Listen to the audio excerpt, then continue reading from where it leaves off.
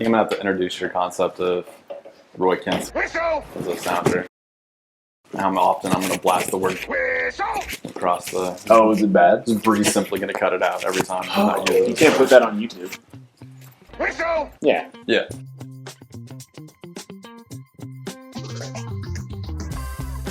Welcome to the City Dads. It's Ryan Bell, Corey Smith, and Nathan Grimm. They're not experts, they're not analysts, and they're not sure why they're allowed to just put things on the internet. It's the City Dads. This week, the dads show too much thigh. So the game just got over. Yeah. Not great. Not great. Well, the result was not great. The result wasn't great. There were some positives, I think. Right? Yeah. I mean, scoring. Okay, so I don't get to talk from a position of, because I haven't watched every City game. It's got to be the most scoring chances. Just I don't know how you quantify a scoring chance in soccer. If there's an actual within this range or whatever. But just in terms of purely feel, it felt as though that they at least had as many scoring opportunities as they've had in a game this year. But I imagine the statistics will back that up. Yeah. I bet you that's the highest XG they've had this season. So then this gets into the conversation that we had during the game, which is that a good thing or is it a bad thing, or probably the real answer is it's a little bit of both? I think it is a little bit of both, and I'd say it's mostly positive. You're at least, how long have we been bitching and moaning about just nothing positive? So you are at least making chances, but you're gonna, if you really dissect this game, most of your XG came from two chances where you had multiple shots on target at close range. The Klaus, Watts, Hartel misses, then the Klaus volley there, I think is probably even on Watts' goal. You had another. Yeah, and Watts' goal, which was pretty much point blank. So second chance. So yeah, you did have a lot of chances, but it's so evident. It's you had a lot of offensive rebounds. It's great, I guess, but you also missed a lot of shots to get those rebounds, right? With Baumgartel and Kessler in there, actually, especially the first half, seemed like we were progressing the ball up the field without two strong midfielders. That's one of the common threads, at least of the Melberg era, was possession and how tilted the time of possession was. I'd be curious. I didn't see the metrics, but it certainly felt as though City possessed their fair share in this game, which is again a positive. Losing the game, regardless of the actual way it turned out, which was brutal in itself, but losing the game is not good. But I think that there are things that you take away from it. You can say that last week's game was whatever, dead cat bounce or new coach bump or whatever, and you can kind of hand wave it away. I don't know. Even in a loss, going to Portland and playing that game, I think might be actual more positive, maybe more positive than negative. You had them for most of that. Yeah. And objectively, absolutely, 100%, they are I don't know why. I don't have the why yet, but they're absolutely a better team in a 4-back system. Critchley in the 4-back the last two games has worked much better. That's a competitive team. That's a competitive team. That's all you're asking for right now. Yeah. That's progress, baby steps, super early, new coach, whatever. But did you say dead cat bounce? Yes. Dead cat bounce. Dead cat bounce. Yeah, that's a thing. Okay. Right? Fake player. Will you Google anything? Are any of these colloquial terms real? Yeah. What's happening? Dead cat bounce is a short-term temporary recovery based on the morbid notion that even a dead cat will bounce if dropped from a sufficient height. It's the idea that a bad team fires its manager or shakes up in some way, and then gets a little. It's this is, and then they continue to go. It's down, and then up a little bit, and then more down. You know how a dead cat bounces. Who among us hasn't seen a dead cat bounce? I'm actually sort of shocked that nothing came out in the wake of the Bradley Carnell firing that was like could explain it off of the pitch.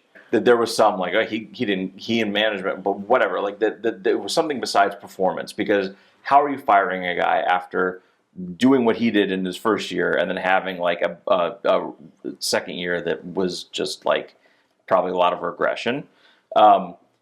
You don't. I say that I'm not a soccer guy because this is universal to sports. Is that I know other sports, and you can't, like, if you make that decision to fire Bradley Carnell after the season that he had in their inaugural year and after having a few bad months in their second year, you can't make that move without having a better answer than we're going to install someone and then we're going to figure it out and we're going to land on this guy that we don't know is actually an upgrade.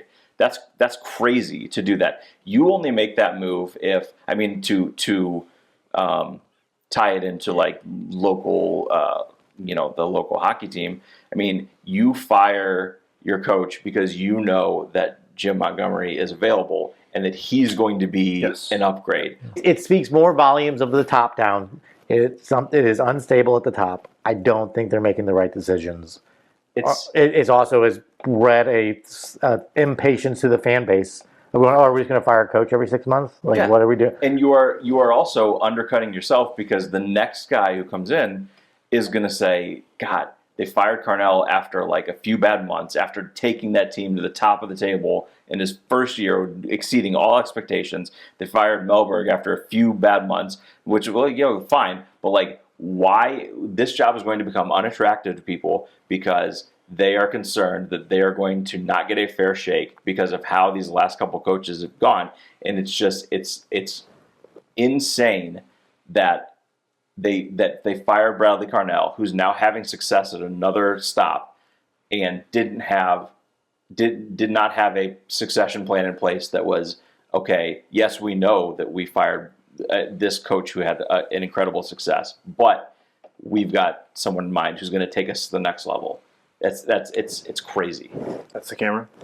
Bradley Carnell will never win an MLS Cup. Okay. Solid work, guys. Solid work. And now for something completely different.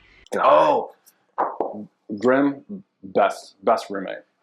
Permanent dibs on Grim. What's funny, that's a funny thing to say that. It's funny to say that because with you, I didn't plug in my CPAP that night, or I wore it.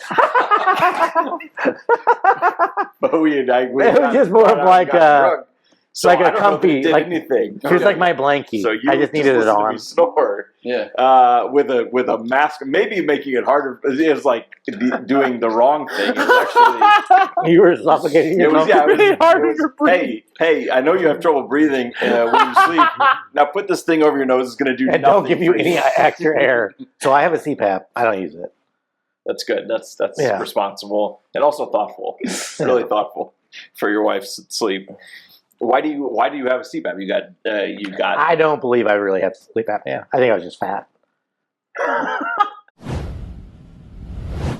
Who was the first coach you had? You were like, I know more than you. Did you ever have a coach like that? Or did you ever see a coach you were playing against? Honest to God, I didn't. Really? Yeah. You always had good coaches? I wouldn't say good. I always respected my coaches. I got you. Do you ever remember we had good coaches for baseball when we were little, for Little League. Yeah. And then we'd it'd be the baseball's different. I had some baseball coaches I did not respect. And we would dog walk a couple teams, and you'd look at their coach and you're like, you don't know what you're doing. Yeah, I was on those teams. You're on those teams. I was on those teams. Yeah. We were on those teams. I shouldn't say right. But yes, that was, I was you were annoyed. right. Our coaches were down. This doesn't make sense. With the coach of TNT Wallpaper, because I pitched a 1-2-3 inning, and that was the only inning that I pitched in Little League. 1-2-3 though? 1-2-3. Mowed him down. Mowed him down. So you have a career 0 ERA. If that doesn't at least get you another inning in that game, you think it would get you another opportunity. I swear to God, I don't think I pitched again in Little League. And fan base was furious. Yeah. Or they just knew, look, that's your peak. let's let this kid end on a career note. Like, was I just the kid? Yeah, was I like That's everybody? They were all like really excited for me because they're like, was it a 1-2-3 inning, or was it like a local news piece? It was like the second inning, but everybody put him on his shoulders. Yeah, hoisted him up. Yeah, now that you say it, I was just feeding it into the pitching machine. But in my mind, I was the one delivering the ball, so it still counted. I was a pitching machine pitcher. I was laid on the infield. And then they yell at you, hey, it's left-handed hitter, go on the other side. I was like, all right. That's what threw them off, is they were used to people feeding it in from with the right hand. Yeah. And then here I come with the left hand, and it's got a different spin on it. Yeah, you put a little twist on it? Yeah. No shot. It was filthy. I was, we coached my son's little league team, and, I don't know anything. I'm just a cheerleader that's out there. Mm-hmm. And I was the only coach who would talk to the kids.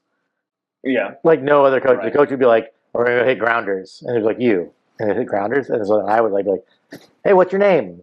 Who's your favorite team? Cardinals. Oh, who's your favorite player? I don't watch. Well, this is going to be really hard to teach you if you've never watched the game. Yeah. Like, it's like That wasn't most of them? all of them. Oh, yeah, no, none of those kids want to. Dude, who wants to watch baseball? Yeah, but it was bad. kidding me? It was a bad season. My son, 2 different times, right field, not paying attention, fly ball to him, got hit by it. 2 times. Got hit by it? Got hit by it. 2 times. I could not, and it was just one of those, like, buddy, first time, not good, because we've talked about it. Second time, even worse. And it's like the second time I had to run out there, I was like, you better not cry. I go, you don't deserve to cry right now. I went out for baseball in high school, sophomore year. I quit playing baseball after 6th grade because I knew I was dog shit. It was just one I was like, I'm not good at this. But I decided to pick it up. But I decided to pick it up because there's another kid that we went to high school with who was like, he's going to get cut the same day I'm going to get cut. And then I'd be like, hey, we're just as good as each other, huh? We both got cut the same day. Right. I got cut. He made the team. Backfired. But everything was going well. Practice, I was actually doing good until I got into pitching machine and I couldn't see the ball. This at 70 miles per hour. I was like, I got no shot at that. I didn't even swing. I didn't swing. I just watched 4 pitches and walked out. I was like, here's the bat. Those are all outside. Yeah, it was worth a shot. I mean, take my walk. What if they're like, this guy's Kevin Youkilis, and right? Yeah. Spitting on these pitches. The plate vision, the discipline on this kid. God damn, sign him up. You're going straight to low A ball. I didn't have a glove. I had to borrow a glove for the practice. Somebody asked earlier this week, is Owen Wilson attractive? That someone was me. I think he is. And here's the other thing. I've asked almost every single human that I've run into, had any conversation with since then, if they think Owen Wilson's attractive. It's been kind of awkward. A resounding no. But then why is he being shoved down my throat? I would say Luke Wilson's way hotter than Owen Wilson. I don't know. What do you think? Which question? Owen Wilson, would you? Smash or pass? That's all it really comes down to.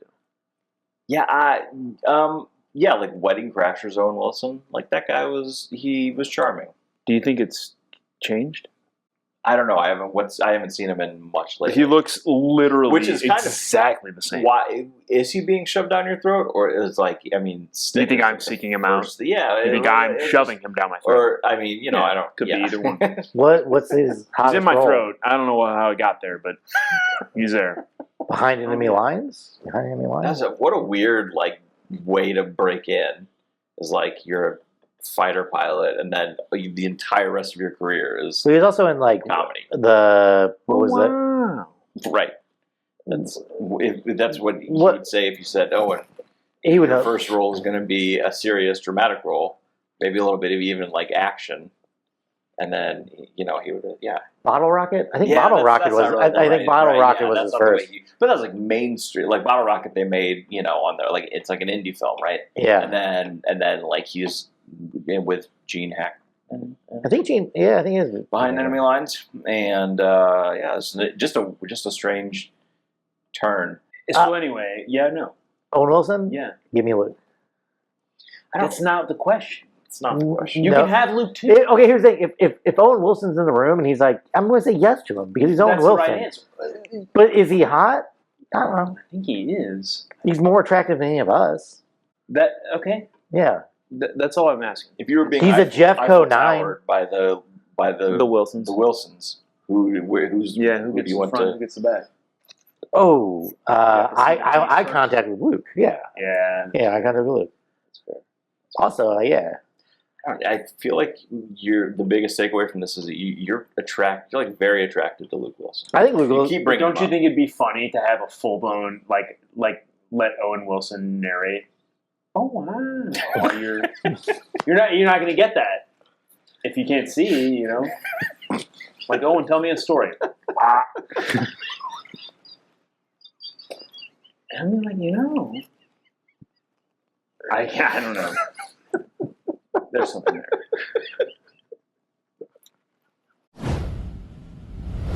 Hey, speaking of unattractive, I had a lot of like upper thigh on you guys. One of the questions that we talked about in our group chat was, how short is too short for men's shorts? If you're asking me, Yeah. I'll go first. Okay, please do. It's too short. As short as you can get. I think you should go as short as you can. The limit does not exist. So basically, I don't how think big you are should- your balls? I was going to say, I don't think you should hang a little brain. I don't think that's fair. But as short as you can go without doing that, I think it's fair game. While you're sitting like you're currently sitting. Am I kosher?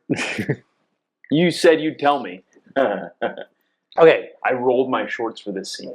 Fab Five, right? All that baggy shorts, all that happened late '90s, early 2000s. So I always thought wear baggy stuff. Mm-hmm. Started wearing shorts above the knee, so much more comfortable. Yeah, you get that You wide. do so many more activities. Yeah, It's way less restricted. yeah. I'm so much faster. You saw me getting those frisbees. You were getting some frisbees. Yeah. Don't act like. The funny thing is, this conversation, I think you put it on the rundown because your wife has a different opinion of how short is too short. She doesn't. She hates all my shorts. I just keep going shorter. But also, while we were camping this weekend, she showed us a video of a gentleman who wears hoochie daddy shorts. Hoochie daddy And shorts. she enjoys Yeah. those. Do you know what she'd Not say? on you? I don't know. He's over 6 foot. Oh, okay. Is what she would say. Yeah. Okay. And he giggles because he's over 6 foot and you're over 6 foot and you guys can get fucked. Yeah. Yeah. So she thinks it's fine on him because she's attracted to him. Right. Okay. And that's why they're not fine on you. Right. Okay. You understand. I get It hurts when you say it out loud, though. I don't like when you lay it all out there. So contribute an actual thing to this conversation, Insults are real things. yeah,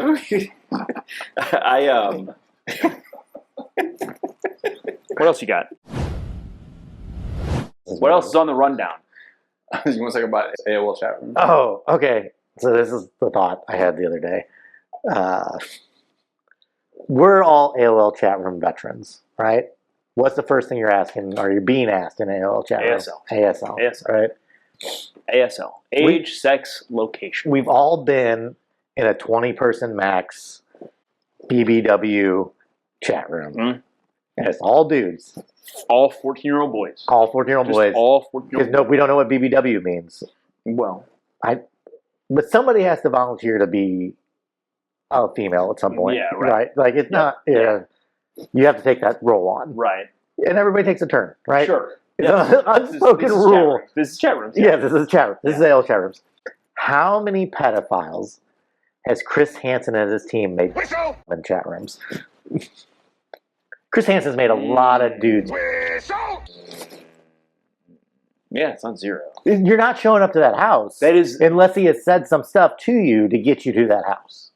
Oh, I went a different route. My thought was like, what's his percentage on closing the deal, right? Of getting him to the house versus like Expected goals versus right. people who there's show up to the home. 2 out of 10 that instantly notice and bail. There's 6 out of 10 that like play along many times.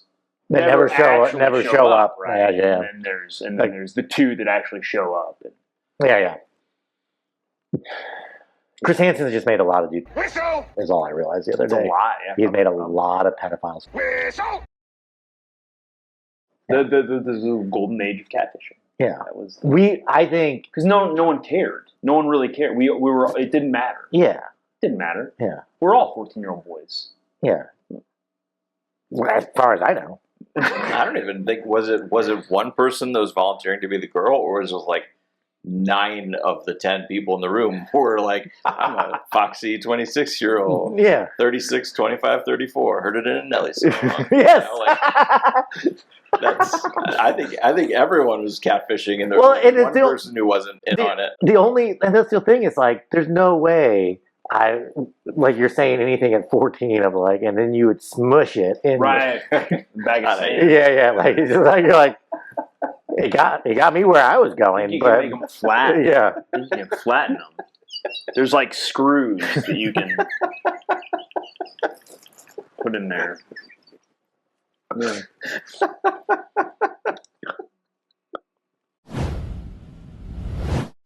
What else? What else was on the? That it? Where are we at on time? Here's the problem. I didn't get a real answer on how short too short is. I mean, Don't come to me without solutions. I don't think that's. I don't think. I'm not there yet.